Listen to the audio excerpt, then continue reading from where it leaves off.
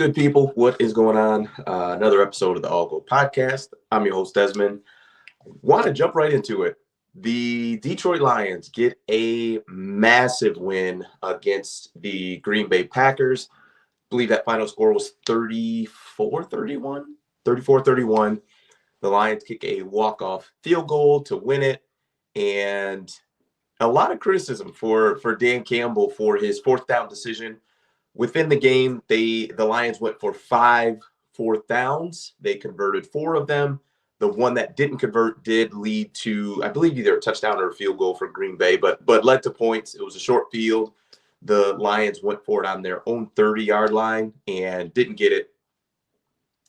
And there's been a lot of criticism for Dan Campbell on the actual fourth down for the game. And I'm sure you've probably seen it, but the scenario was the Detroit Lions are tied 31-all. They have the ball at 4th and 2. I think they are in the 20 to 30-yard range, somewhere around the 20, 30-yard line. So well within a field goal range, but Dan Campbell decides on a 4th and 1 to go for it. And there's a minute left in that, something in that range, about a minute left. And if the Lions get it, then obviously they basically are able to run the clock out and kick the walk-off field goal that they did. But if they don't get it, then the Packers get the ball. It is tied, so a field goal for them would win it. Jordan Love would need to go down with one timeout. I mean, it'd be a heavy lift, but the criticism was basically Dan Campbell should have kicked the field goal because the risk of possibly losing the game on that decision just wasn't worth it. And I didn't even think this was that big of a deal until I started seeing all of the sports talk shows on Friday and then also on Monday that the risk was too big and you're now a really good team, so you need to start acting like it, and you're driving a Ferrari. I don't get it at all, because the things that should have factored into the decision and did were, number one, I was concerned about coming into this game, the defense, solely because of the injuries. I mean, everybody knows Aiden Hutchinson is out, but also in addition to Hutch being out, Josh Paschal was hurt. We had a multitude of guys who were injured and weren't playing. And of the guys who were playing, 2 of our best defenders who did suit up in Brian Branch and Aleem McNeil, both were injured at that point in the game. Both of those guys were hurt. So not only did you come in already with a depleted defense, but also the guys who were there also get injured as well. So to me, I don't understand the criticism, because basically what you're saying is I trust that our offense can get 1 yard to win the game.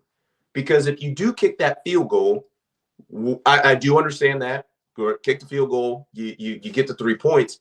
But number one, Jordan Love's going to get the ball at least at the 25-yard line. And when you're talking about getting a field goal, I mean, you just need to get to basically the 40-yard line. So you're talking, 35 yards in a minute with a timeout, I believe. That's not a crazy thing. We've seen, granted, it's Patrick Mahomes, but we've seen Patrick Mahomes in 13 seconds get a decent chunk of yards to where they can kick a field goal and keep things going.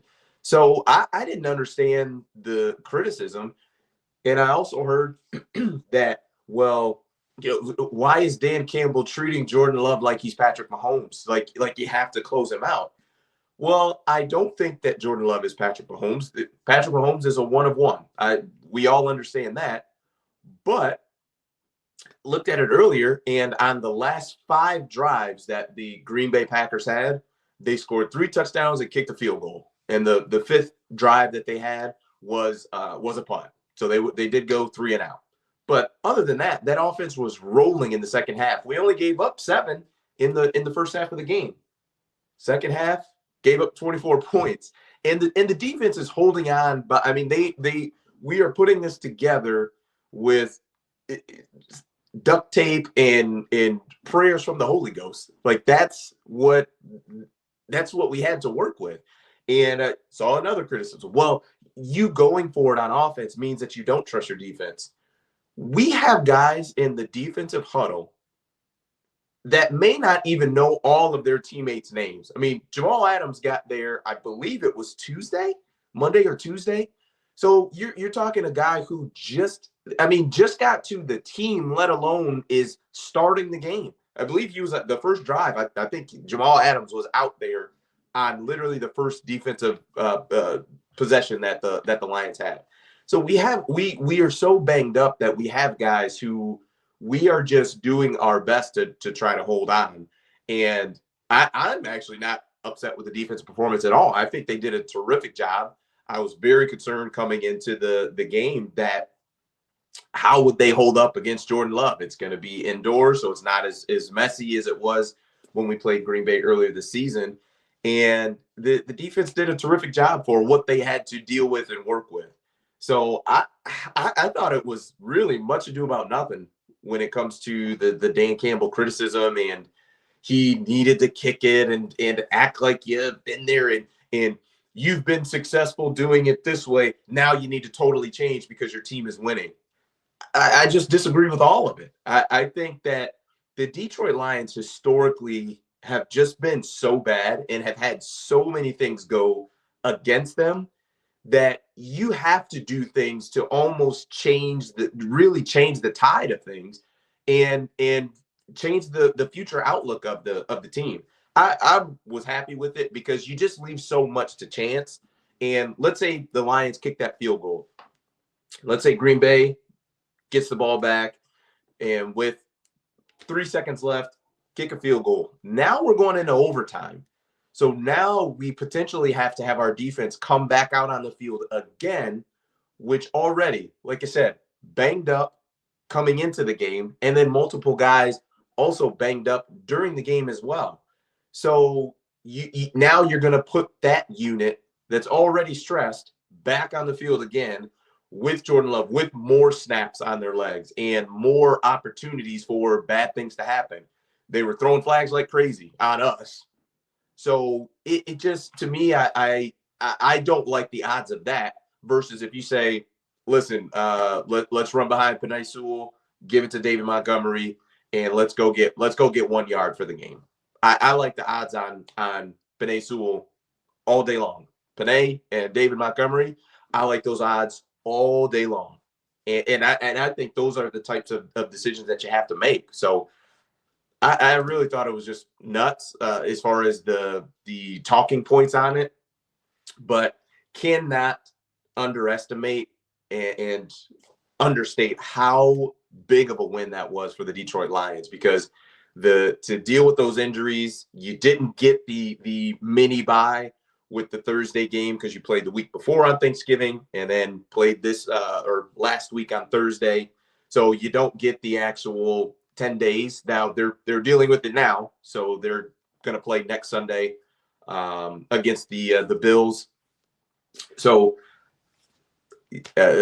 mini bye, some chance to get healthy and yeah, get ready to beat the Bills at home. I mean, the Detroit Lions are a really, really good team. So I expect to win because that's what really good teams do. They win games.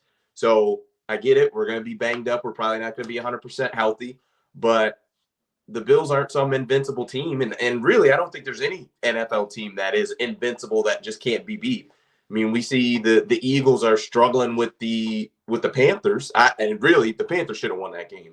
Xavier Leggett, goodness great. That young man is struggling mightily to catch the football. And I watched just the end of that game, maybe the fourth quarter or half of the fourth quarter, and I think I saw him drop 2 passes in that time frame. That's rough. My point being, the Eagles are a really good team as well, but they're not invincible. Bills aren't invincible.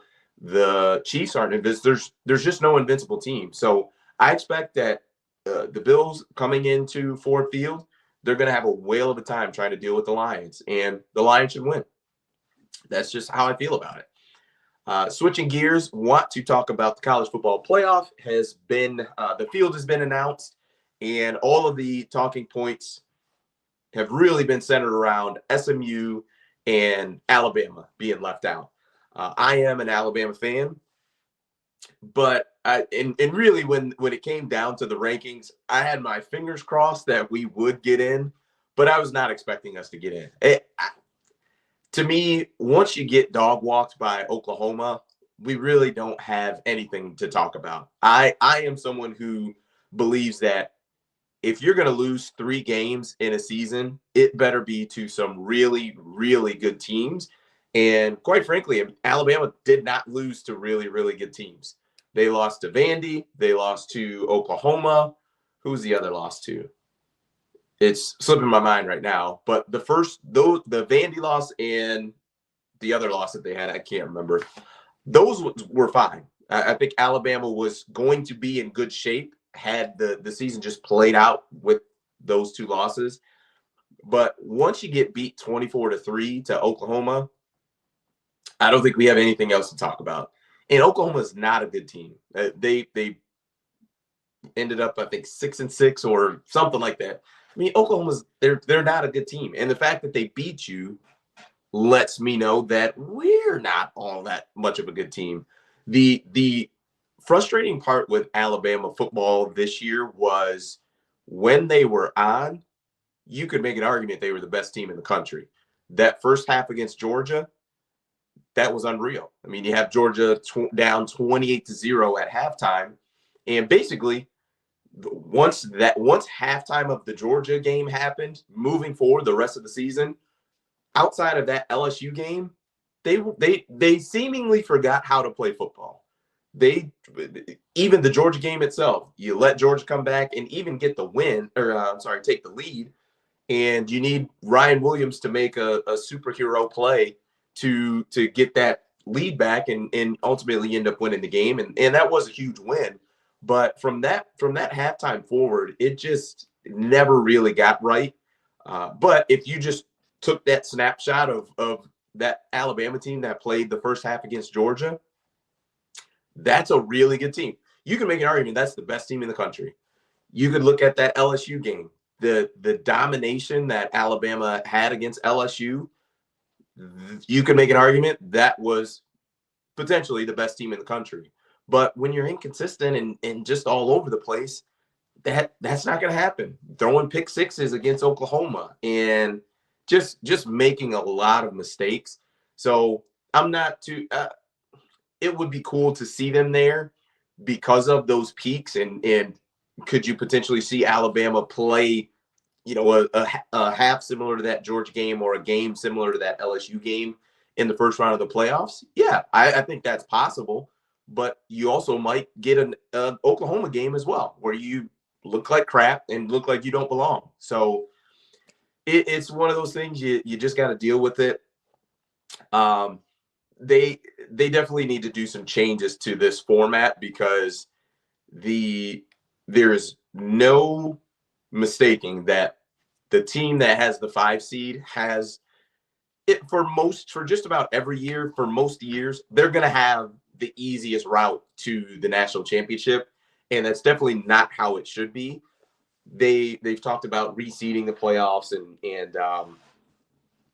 basically instead of just having everything locked where the 5-12 winner would play the number 4 team, basically have it just like the NFL playoffs where basically Oregon, who's the number 1 seed, would get the lowest remaining seed who's left. So if it's all upsets, then Oregon would play number 12. If it's all, chalk, if you will, so everybody, all of the teams won, then in that case, Oregon would play number 8, I believe. And I think that's the way to do it because you're number one, all these conferences are just not built the same and not created equal. Like you can't tell me winning the SEC or the Big Ten is the same as winning the Big 12 or was Boise in the Mountain West, I think. Like they're just not the same. So to me, it's not balanced that you have some of these conferences with a bye. But we'll see. I believe they mentioned that this will be, so there'll be this year of this current format and then next year, and then potentially some changes could happen after that. I also think, I mean, call me crazy, but I don't think any of the teams should have a bye. I mean, the first round games are going to be a week from this upcoming Saturday. So from championship weekend, they have what, 2 weeks? So I mean, is that not enough rest? I mean, I get there should be a benefit, but I think the benefit would be that Oregon, you're number one, so you get number 12. You get Clemson in this case. Um, I, I don't know. I definitely think it needs a lot of changing, reworking, and really some time to hammer out what this needs to look like and the ramifications. I'm not sure why no one really thought about, hey, this 5-12 matchup going right into the 4 seed, that doesn't seem that seems pretty advantageous for the number 5 seed. So we'll see what happens, but that is it for me. Appreciate it. Please give me a like, subscribe, thumbs up. Would greatly appreciate it. And that is it for me. Peace.